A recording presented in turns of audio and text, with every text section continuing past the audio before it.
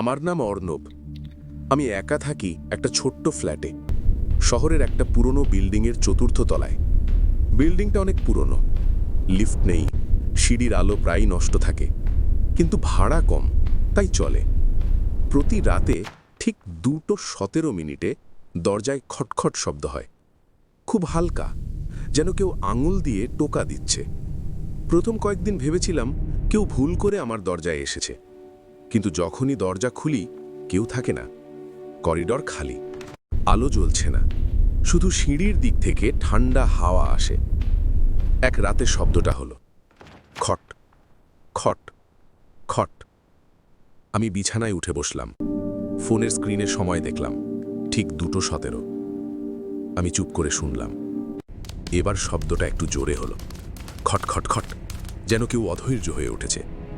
আমি ধীরে ধীরে দরজার কাছে গেলাম, চোখ রাখলাম পিপহলে। বাইরে কেউ নেই, কিন্তু আমার হৃৎপিণ্ডটা থেমে গেল, কারণ পিপহলের ওপারে আমার চোখ দেখা যাচ্ছে। আমি যে চোখ দিয়ে দেখছি সেই চোখ দুটোই আমার দিকে তাকিয়ে আছে, আর সেই চোখের পেছনে একটা মুখ, আমার মুখের মতোই, কিন্তু হাসছে খুব আস্তে। ঠোঁট দুটো কাঁপছে না, কিন্তু হাসিটা বড় হচ্ছে। আমি পিছিয়ে এলাম, দরজা খুলিনি, কিন্তু খটখট শব্দটা থামেনি। এবার শব্দটা দরজার ঠিক নিচ থেকে আসছে, যেন কেউ মেঝেতে হাত রেখে আঁচড়াচ্ছে। আঁচড়, আঁচড়, আঁচড়।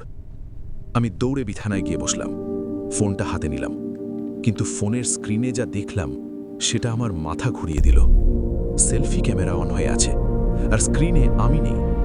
আমার জায়গায় বসে আছে সেই মুখটা, আমার মুখ, কিন্তু চোখ দুটো কালো।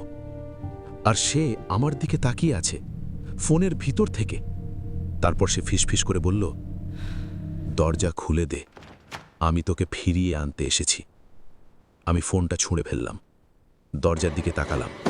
খটখট শব্দটা থেমে গেছে, কিন্তু এখন শব্দটা আমার পেছন থেকে আসছে, আমার ঘাড়ের ঠিক পেছনে, খুব কাছে, যেন কেউ আমার কানের কাছে মুখ নিয়ে এসেছে। আমি ঘুরলাম, কেউ নেই, কিন্তু ফোনের স্ক্রিনটা এখনো জ্বলছে, আর সেখানে সেই মুখটা হাসছে।